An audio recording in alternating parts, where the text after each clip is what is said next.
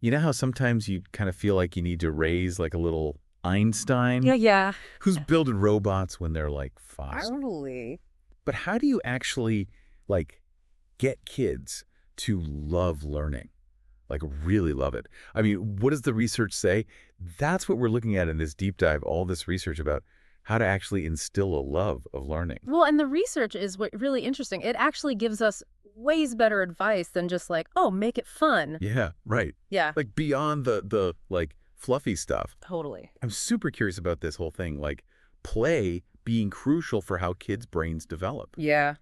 I mean, obviously kids love to play, but like how does that actually turn into learning?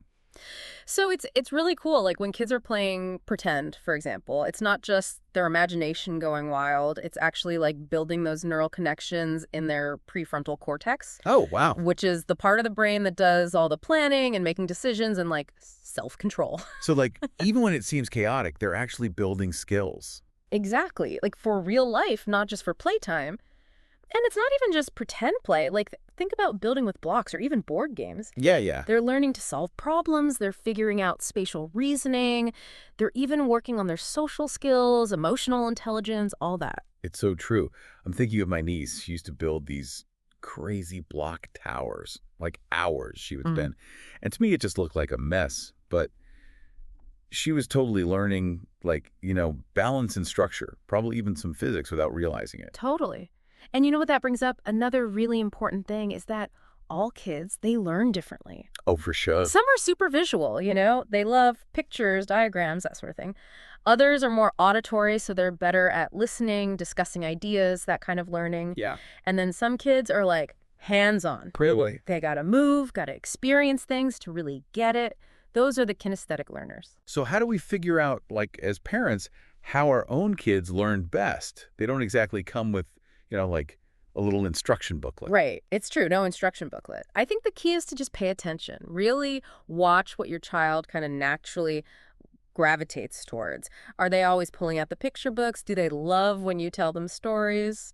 Or are they like bouncing off the walls while they're trying to learn something? Yeah. All those little things are clues.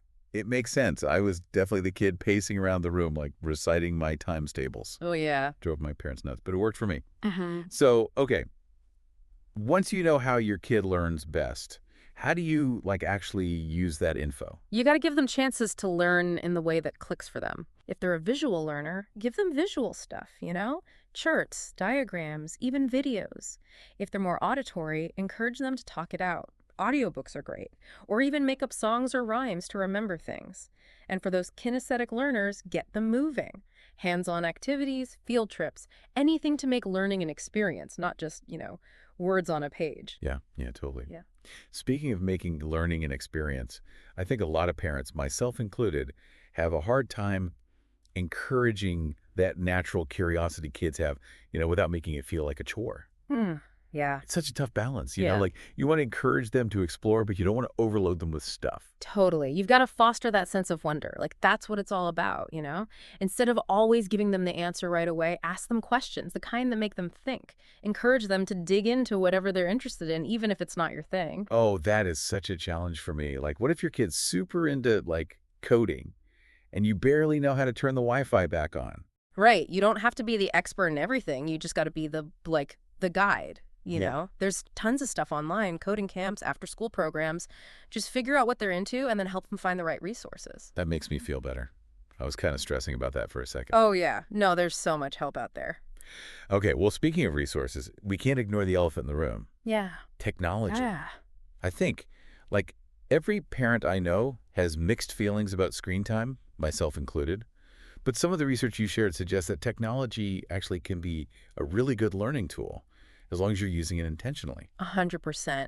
There are some seriously amazing educational apps and games out there, like stuff that makes learning so interactive, it's like they don't even realize they're learning. Yeah. Apps that teach kids about different cultures and they feel like they're traveling, games that help them problem solve, or platforms where they can get creative with animation or making digital art. Those are such a good example. So, okay, it can be a good thing, but how do you like balance that with making sure screen time doesn't take over their whole lives?